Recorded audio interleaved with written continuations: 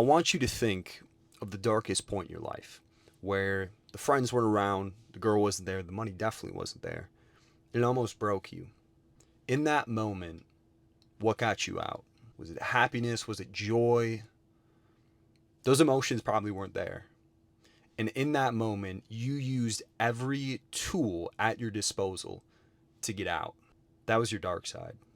You cannot have an exceptional life with only good. There's two sides to every coin. So today, I think it's important that we learn how to operate in both. See, when I talk about the dark side, when I talk about villains, people think of this evil, destructive thing. It's only bad when it's used for destruction, when it's used for bad things, when it's used to hurt people. Because there's so much stuff all over social media and how it's all sunshine, it's all rainbows, dude. It's easy. It's not. It's difficult. It's extremely challenging. It's probably going to be one of the hardest things you've ever done, if not the hardest. We view the other side, right? When we're in pain, when we're not where we want to be, all this stuff. We view those negative emotions as a bad thing, but they were given to us by nature for a reason. And it's important to know how to learn to use both. I'll tell you a lesson in my life. When I left my 9 to 5, working in a factory, moved across the country, got into sales, made $20,000 a month, it was not about finding the light as much. It was more so about embracing the dark. That's the card I was dealt. That was the field I had to operate in originally. Because whether it's your favorite hero, it's your favorite villain, it does not matter. At some point in the movie, at some point in the journey, they had to embrace the dark side. They had to use it as fuel. And today I'm going to teach you the 4 principles that I have learned in my life to embrace that dark side, for motivation, to make a comeback that's personal. And each principle is going to piggyback off the other, so stick around and don't blink. Principle 1, turn the pain into power. Pain is often apparent as a man, whether it's pain from the gym, pain from not realizing your potential, the fact that your bank account isn't where you want it to be, you can't sleep at night, all of this stuff. Pain is often apparent, right? It's cyclical. And most people tell you to suppress these thoughts, to just ignore the emotions because they're too scared to confront them. And you can do this. You can do this in your own life and just wait for motivation to come. But here's the truth. Motivation's like a candle. When a gust of wind comes by, you know this in your life. You tried to do hard shit. And when motivation fades, because it's like a candle, and a gust of wind blows through, and all of a sudden some adversity sets in, you're like, you know what, I'll do it tomorrow. But when you can operate off the emotions that you don't like, the pain, the inadequacy, all of it, when you can operate out of that field when you must, when you need to, that's the eternal flame. That's the motivation that's always going to be there when you need it. And most people just neglect this power. They don't use it because they're too scared to confront that version of themselves to use it to perform. Tim Grover's book, Relentless, you should read it. It talks about this concept, how people like Michael Jordan, Kobe Bryant, Dwayne Wade, they used this field, this dark side, right? Where they became the villain, they became the bad guy. And they used it as unlimited fuel. They used every tool at their disposal to win. And I think in our lives, it's extremely important that we know how to use it. Because the reality of the situation is this. If you're looking for a new beginning in life, a new chapter, Tim Grover always says it best like this. When does a new day start? At midnight. It's dark. It's lonely, it's cold. Then the sun comes up.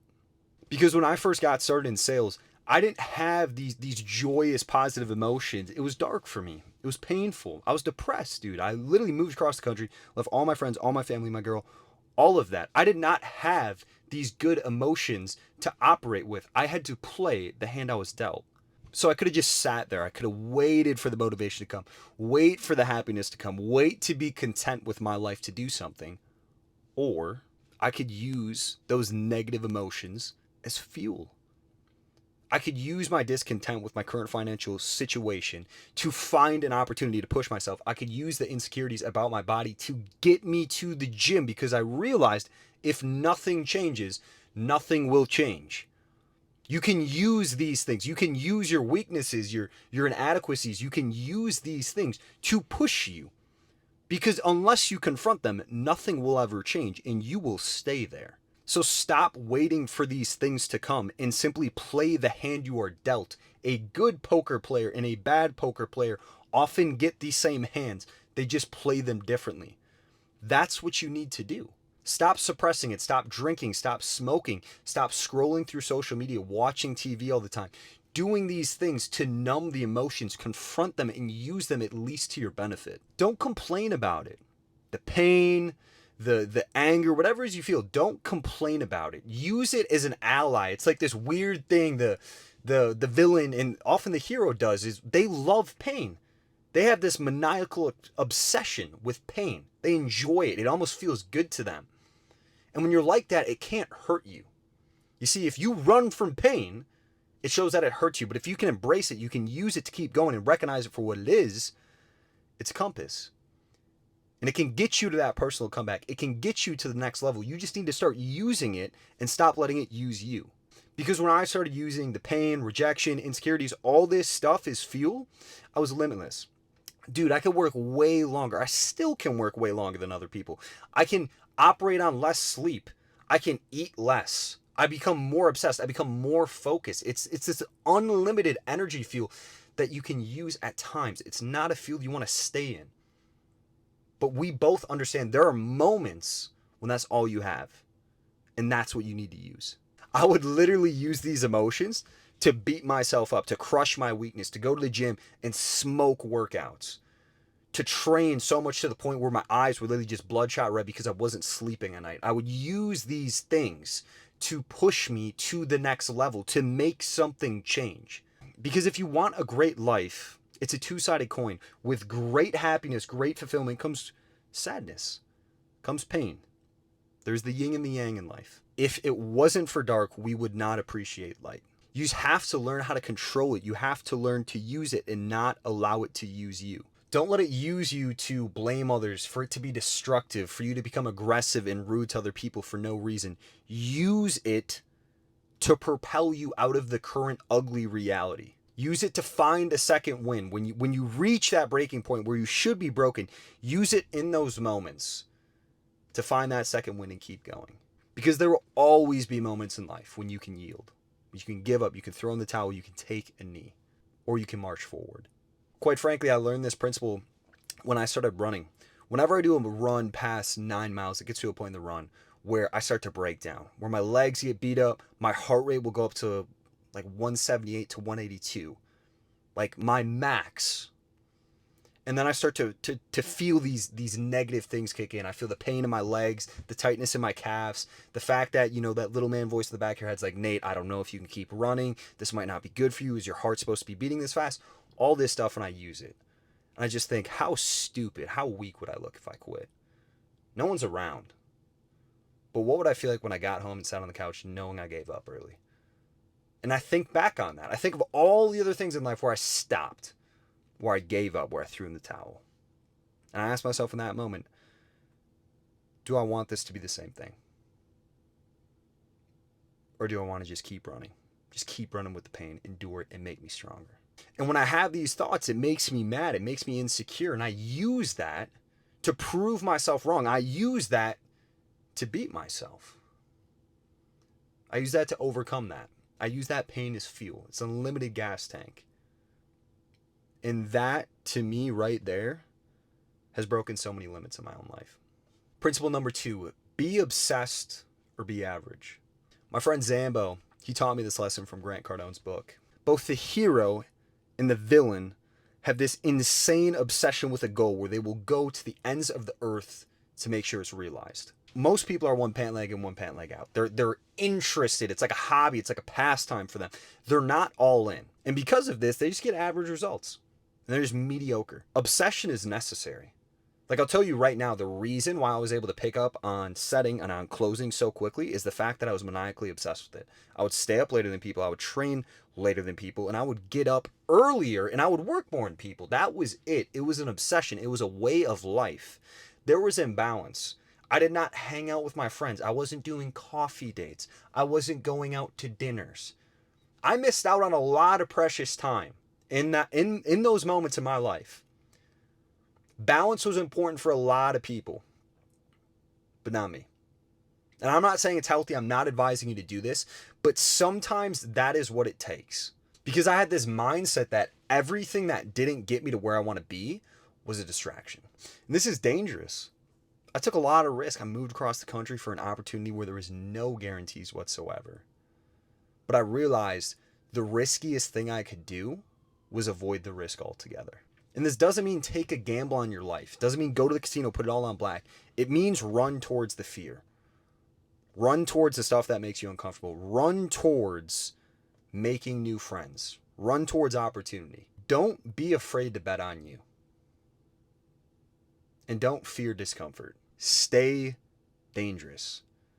See, it's weird. In movies, both the villain and the hero, danger is often close to them. Like risk, the chaos, all of it. But when you keep it close to you, it's the safest thing to guaranteed safety. Because you're used to it. You're accustomed to it. Risk will always rear its ugly head in life. So the better you are at working with it, operating under pressure, fear, all these things, the more, by default, safe you become. And I've learned this in my life. I've taken risk, moved across the country, bet on me. And this is called dangerous by most people. It's called risky. But when you become friends with the danger, you recognize it. It is close to you. It is the closest thing possible to guaranteed safety.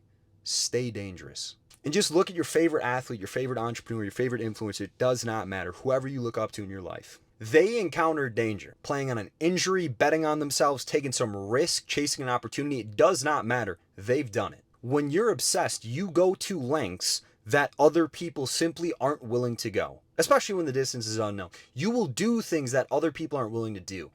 This is a great quote from Jesse Itzler. It's a phenomenal story for you. He was in a sauna and this younger gentleman comes up to him. He's like, Jesse, I got this business idea. I want to know your thoughts. Jesse's like, all right, cool. Let me hear it. Tells him, gives it all to him. And then Jesse says, you know what? I'm going to answer this question on stage. So for those of you who don't know, Jesse Itzler, he's a part owner of the Atlanta Hawks. He's extremely, extremely wealthy. He's married to a billionaire, extremely successful guy. Jesse gets on stage and he answers the young man's question. He says, to answer the fact if your business will or will not work comes down to one simple thing. What are you willing to do? Because this is a great thing that the villain does, is they're relentless. They do not stop when everyone else would yield because they are so broken, so beat up, they would quit. Just think. Your favorite villain, your favorite hero, it does not matter. Think of the things they went through. How messed up they got. The beatings, the failures, the setbacks, the losses, everything they endured. And they kept going. That's relentlessness. That's obsession.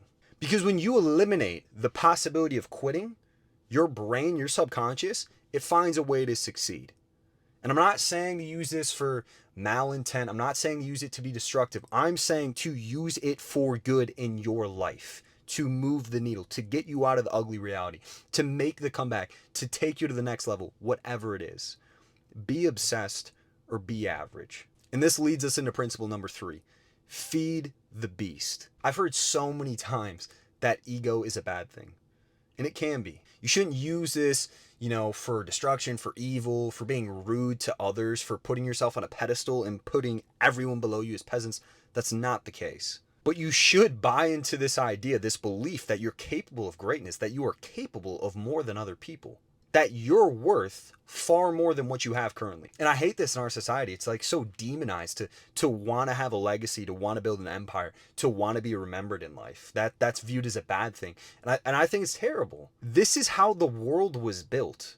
This is how the building you live in was built. Their intent was probably the same. They wanted to be remembered. They wanted an empire, something that would outlive their existence. Feed that part of you. Do not suppress it because the media tells you not to. Feed the beast and realize the only way that you can feed that part of you is through action. You cannot justify an ego with delusion.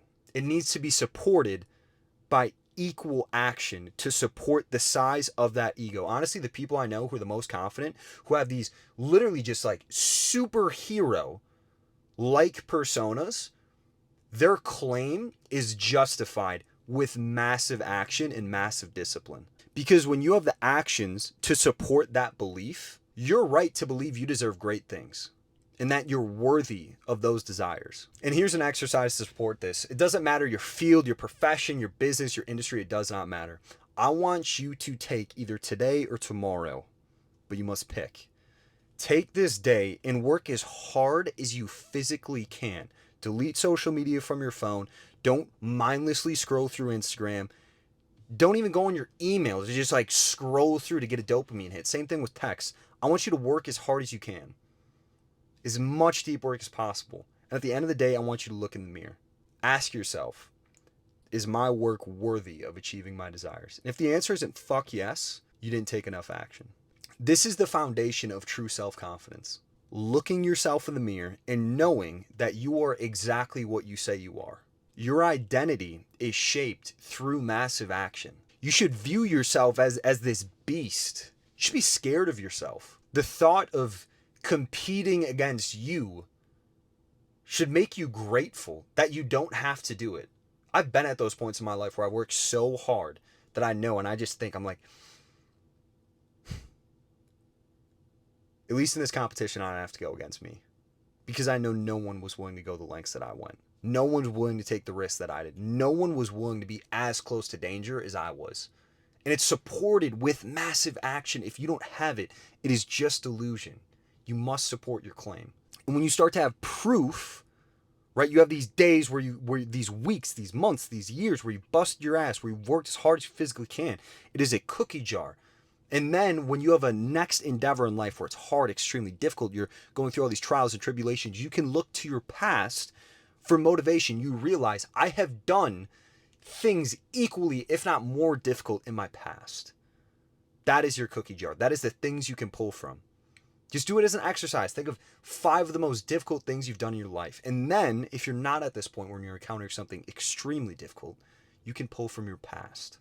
And you have reference experience now. Because when the action is up to par, you should truly believe that the competition is screwed.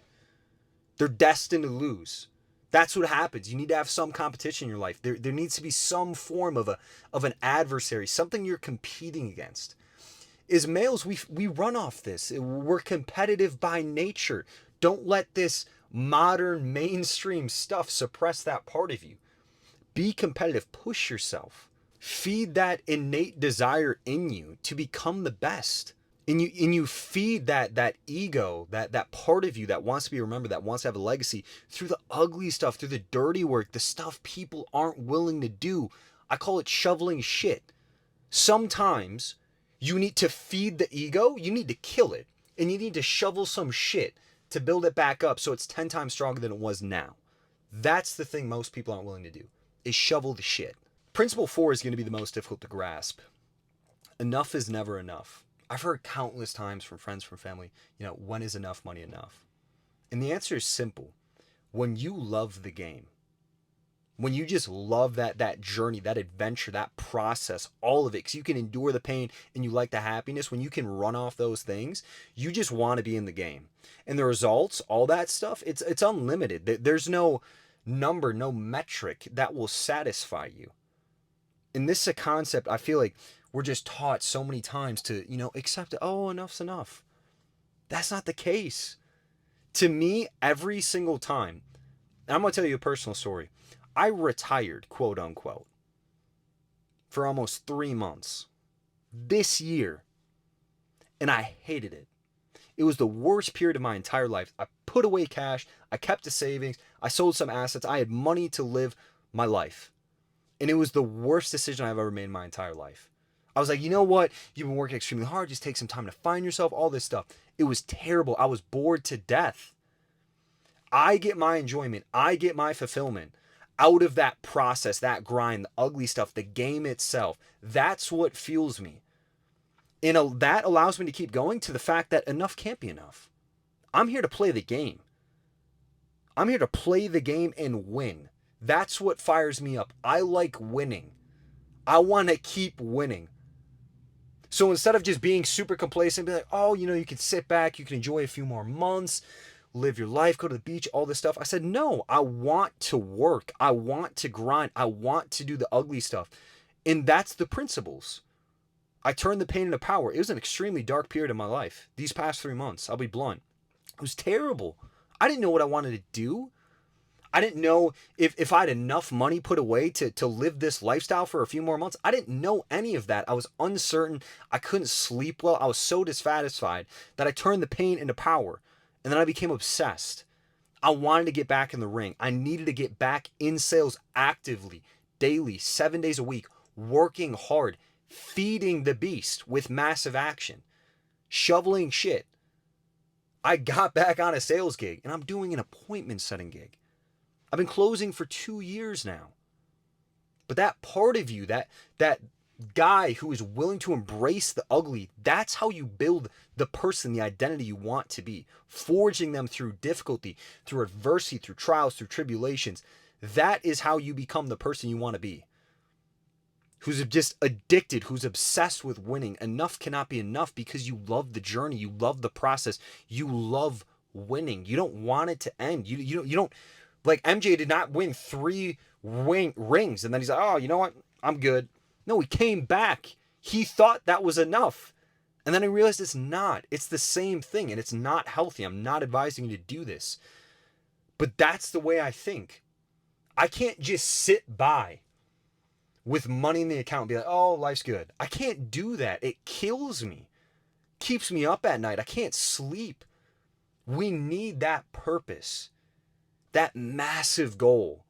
That part of us that's willing to chase something. No matter how many times we wing, no matter the rejection we go through, we keep chasing it because enough isn't enough. And we just want to win. These are the 4 principles of a villain, of embracing your dark side and making a personal comeback. Use them for good. Because in life, there's both good and bad. There's yin and the yang. Learn to operate in both to get you closer where you want to be.